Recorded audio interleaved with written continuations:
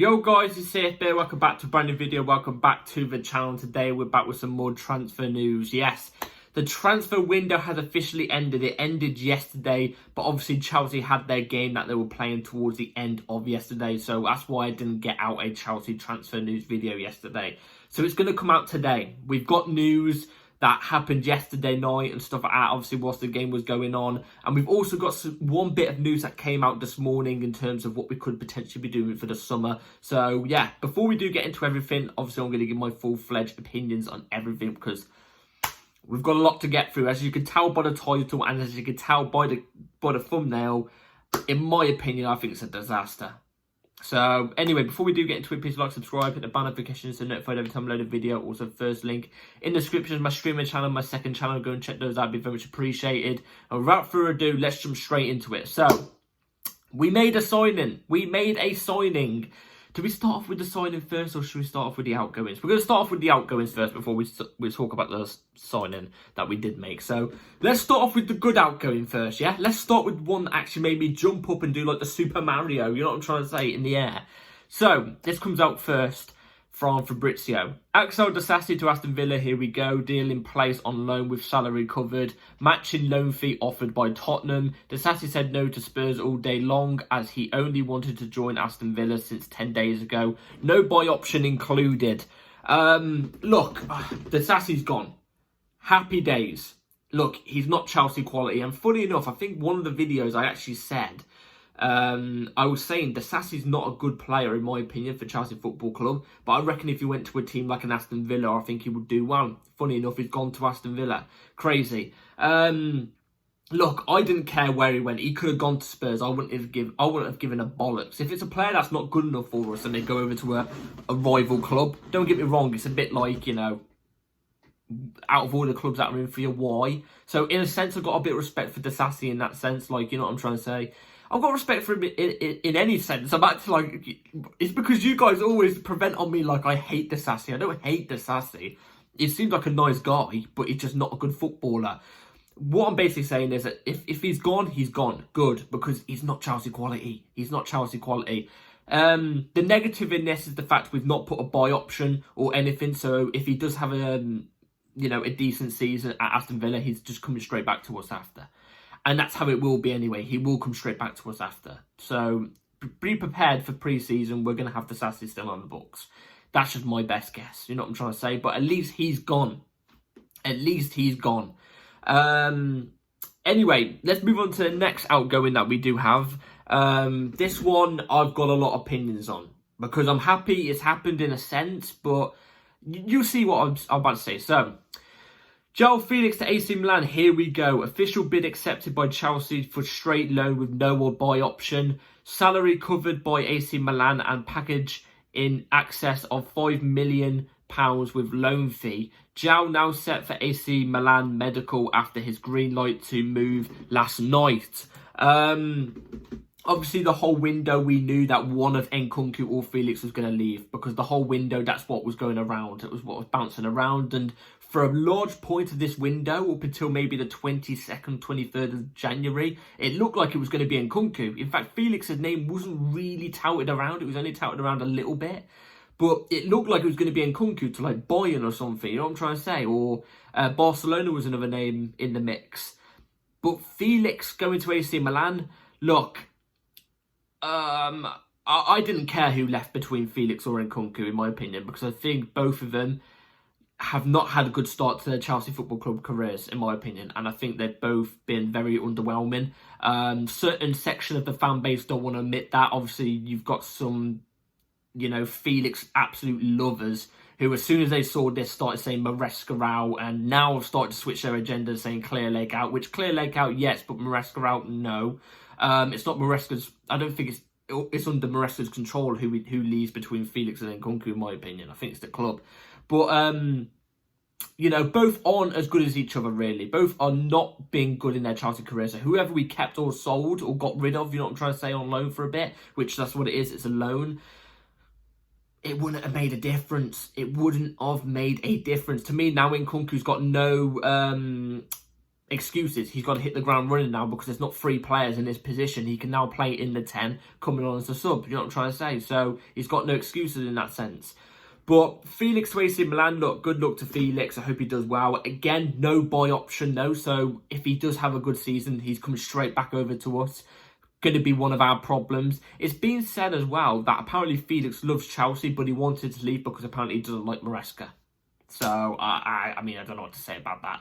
I think that's just due to lack of game time, really. But, yeah, good luck to Felix at AC Milan. I've got nothing against Felix. I don't think he's been good for us at all. Some people just love to, you know, get a rock on because he can go past one player and do nothing with the ball after. So, I don't know. I don't know. 1 nutmeg, that's all it takes, and that's it, rock-ons. So, good luck to Felix in that sense. I don't know what else to say, really, about him. We also did have a couple more outgoings. Obviously, Ben Chilwell went to Crystal Palace. I've not got it on the screen. Ben Chilwell went to Crystal Palace on a loan. I don't think there's a buy option for that. I'm not too sure. But he's gone on loan to Crystal Palace for the rest of the season. And Carney Chukwuemeka has gone on loan to Borussia Dortmund. He's gone to Dortmund, which I think is a really good loan move for Carney Chukwuemeka. I think he could do really well there. We know how well Dortmund are at bringing the best out of young talent. We see it all the time. We saw it with Bellingham, Haaland, you know, Ousmane Dembele, all these players, you know what I'm trying to say, but it's only for a loan. There is a buy option in that one, and apparently it's for more than 40 million. So we brought it for 20 million. If we was to sell him anyway for 40, we'd get an extra 20 million pound pure profit, you know what I'm trying to say. But void of the point, I don't want us to sell Carney. I think he's going to have a really good season in the Bundesliga because we know that the Bundesliga is a way less league than the Premier League. So I think he's actually going to have a really good season at Dortmund. I'm hoping he can prove his worth, maybe get Maresca looking at him and going, maybe I should have kept him as an option. I'm not too sure. But good luck to both of those, Carney and Chilwell. Apart from that, I don't think there's any more outgoings to really go through. So now let's move on to the incoming. Who came in? Who came in obviously towards the end of the window. So this is who came in. So Fabrizio Romano said this. Mateus Amogu to Chelsea, here we go. Deal done and medical tests are ongoing right now. The transfer is for Chelsea and not for Strasbourg confirmed. 15 million euro package to Saint Etienne. Long-term deal in place with the 19-year-old midfielder. He has been officially confirmed, by the way, as well. It's going to be right here on the screen. There he is in Chelsea blue already. Obviously, the here we go was last night. He's obviously officially been holding up the shirt, which is right there. Amogu, how did he say his name? Is it Amogu? Amogu. I'm just going to call him Mateus.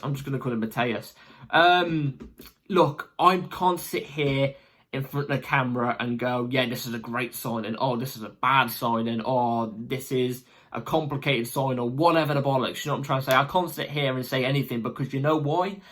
I know nothing about this guy. I've not seen any clips. I've not gone on YouTube and watched any highlights. I've not seen any of the compilations on Twitter. I've not looked at anything. Why? Because I feel like it's not what we needed. And that's going to sound stupid because we did need a midfielder. We do need a midfielder, yes. But we could have easily just looked at the academy.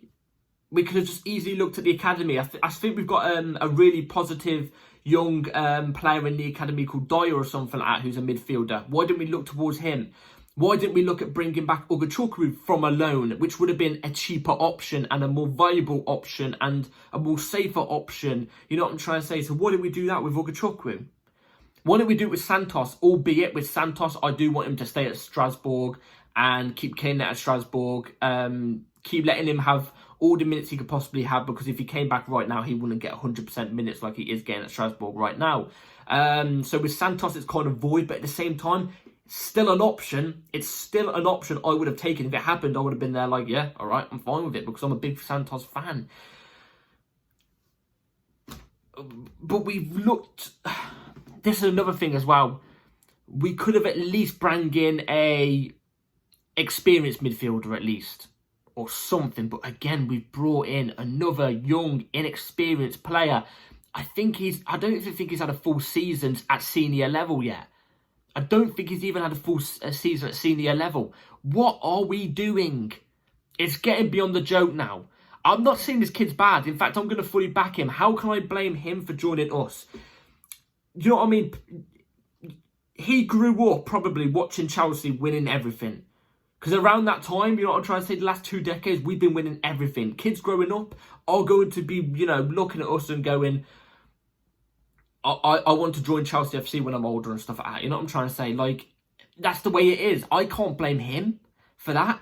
He now has the potential to come to Chelsea, put in a stellar 6 months performance, announce himself to the world and at Premier League level, because he's doing it at Premier League level, and show what ability he's got. You know what I'm trying to say? What better stage to do it at a top 3 Premier League side of all time in terms of success, everything. Biggest Premier League club in the top 3, obviously just behind Liverpool and Man United. A top 10 club in the world. There's no bigger stage. I can't blame him. People I blame it for are the clowns at the top. Now, we also do have this as well, because it did say he's joining for us as a Lavia, Caicedo, Enzo backup. Okay, I 100% agree with that. We do need a backup in that sense, because midfielders are running into the dirt. But then there's this. Chelsea's plan for Mateus Amogu is to stay for the next 3 months, develop with top players, and then go to Strasbourg next season and start. Andres Santos will be part of Chelsea's squad from July. Which, by the way, to do with Santos, I 100% agree. Santos should be coming in and next season and being a star. In my opinion, Santos should have been in this squad anyway from the get-go of this season. I said it. This kid has been ready for so long. But no, we didn't do that. We sent him to Strasbourg again. But with Amogu, he's... Can I say he's going to make it at Chelsea? Can I really say he's going to make it at Chelsea, despite however good he is? Can I? Because we've got Lavia in that position. He's not better than Lavia, I'm sorry. I've never even seen a clip of him, but I'm already saying this right here, right now. He's not better than Lavia.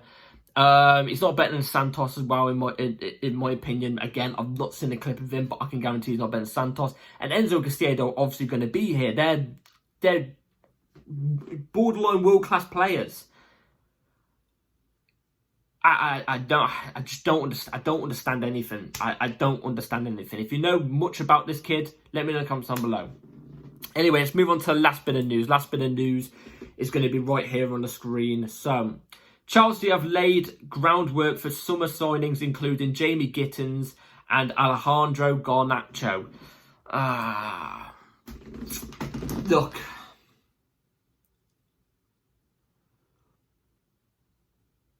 For the first time ever in my entire life, I've always been a fan of transfer windows, because I've always found that we are quite entertaining in a transfer window. It's good to see what players we bring in, even if it's a player I've never heard of, and if they're young, I've always gone on YouTube, checked what they're like and stuff like that, done a little bit of research on them, etc, etc. You get the gist.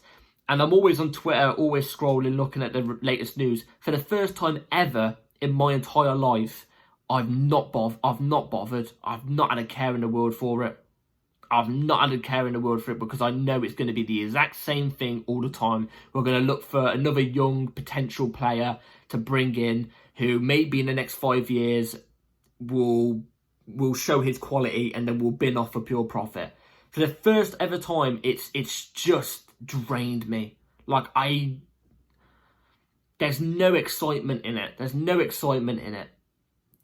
You know, we need experienced players, man. We need experienced players. Where were the times where we was linked with, like, you know, Rafael Leao, Osimhen? You know what I mean? These type of players, Bastoni. Where are these quality players in this team? We need those type of players in this team. We can't keep going down this young route. It's just getting beyond the joke now. It really is. It's just getting beyond the joke. I went off topic anyway. Summer signings, Garnacho. You already know my stance on Garnacho. I'm not really going to say it again. I'm saying don't go there, Chelsea. Do not go there. It will get toxic within the fan base. In fact, I actually think protests will happen if Garnacho comes to Chelsea. I genuinely think it's getting on that lines now. I think they've done more of the groundwork on Garnacho than they have Gittins. If it's Gittins, you know what? I will take it if it's Gittins. But even then, like, I've even said this in the past on transfer news videos this month. I've said Jamie Gittins, exception to the cause. I wouldn't mind Jamie Gittins. But even then, now I'm looking at it. Again, he's a young player. What guarantee is he going to bring? What guarantee is he going to bring? I can't sit here and say, you know, all these signings we're making are gonna be guarantees. I can't. There's already been news that we looked into like the French league. The other day we had sent scouts to a French league game that are like a team that are lining around low in the table. Sent scouts there just to eye up the next potential player. These people are ruthless. They're ruthless. Seriously. Someone get a restraining order, please, for the love of God. Any club, please. Tell our scouts to back off. You know what I'm saying? It's insane. It's insane. I don't know what to say. I think this window has been a disaster. We've not brought in another striker, which we need, especially with now the injuries to, which looks like Jackson and Mark Gu. We need a striker. And even prior to that, even without the injuries, I still think we needed a striker. I still think we need a proper centre mid. Like I said, we should have brought back either Ugochukwu or Santos, in my opinion. No offence to this Amogu guy or whatever his name is. And do I think defensively we're even remotely there? No, I still think we need a top centre back, an experienced centre back. So do I think this window's been a success? Absolutely not.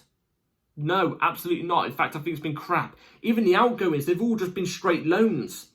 No obligation to buy, no actual selling players. They've just been straight loans. It's been a disaster, man. It's been a disaster. Let me in the comments down below what you all think about the window we've just had. I'm not happy whatsoever. Not happy at all. Again, another window where we've wasted the opportunity of getting a striker. Another window. Anyway, let me in the comments down below what you all think. Please like, subscribe, everybody. Take care. And I'll see you on the next upload. Hit the bell notification for it. And I'll see you then. Take care. Peace.